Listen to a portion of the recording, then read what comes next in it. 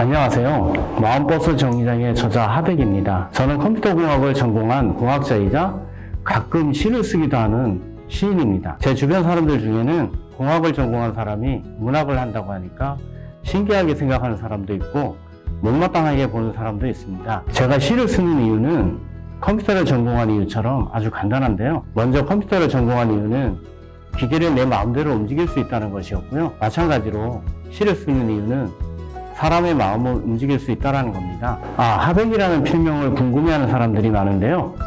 무리신 하백은 아니고요. 이하여백을 줄인 말입니다. 여백이 있는 삶을 생각해서 지은 필명입니다. 또 많은 사람들이 시가 어렵다고들 하는데요.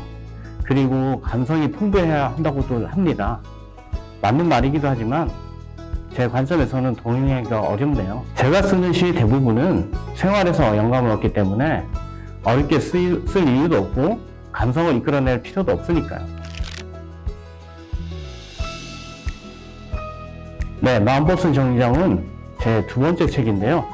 첫 번째 책인 마음 코딩에 이어서 출판한 책입니다. 마음 코딩이 사람 마음을 움직이기 위한 시동을 걸었다면 이번 책은 움직이는 마음을 조금 떨어져서 바라본 시각을 담았습니다. 우리가 살면서 마음이 불편한 건 대부분 나로 인한 것인데 우리는 남 탓을 많이 합니다.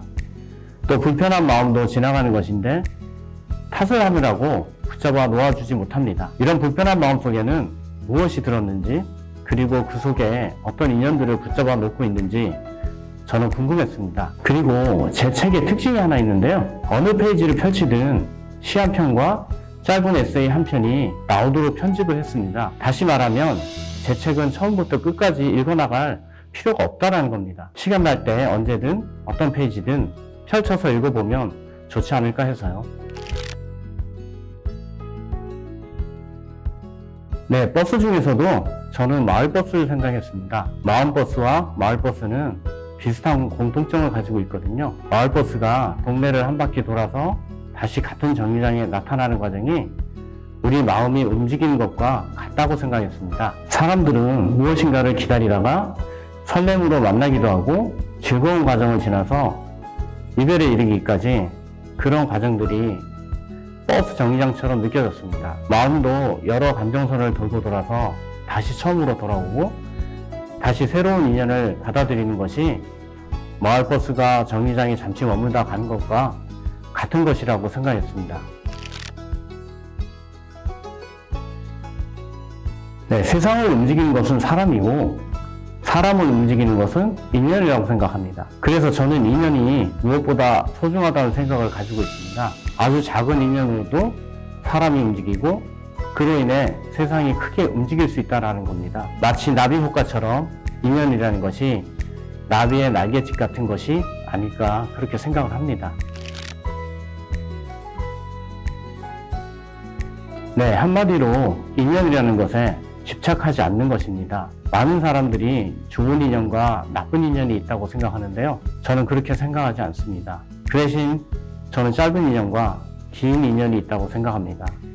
예를 들면 나쁜 인연이라고 생각하지 말고 짧은 인연이라고 생각하는 것입니다. 그러면 마음이 한결 편해집니다. 마찬가지로 지나간 일은 떠나간 버스와 같은 것입니다.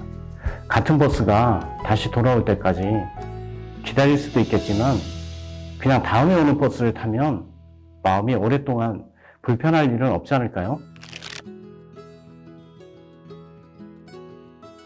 네, 우리는 살면서 걱정에서 자유롭지 못한데요. 하루를 걱정으로 시작하고 걱정으로 마무리할 만큼 우리의 마음은 늘 바쁘게 움직이고 있거든요. 사실 우리가 하는 걱정의 대부분은 해결할 수가 없는데도 우리는 늘 그렇게 살아가고 있습니다. 그 바쁨 중에 사람을 만나고 인연이 되기도 하고 인연으로부터 멀어지기도 하고 또 후회를 하기도 하고 반성을 하기도 합니다. 이런 변화의 과정을 유연하게 받아들이는 태도가 무엇보다도 중요한데요. 이런 관점에서 볼 때 사람의 첫 번째 덕목은 태도라고 생각합니다.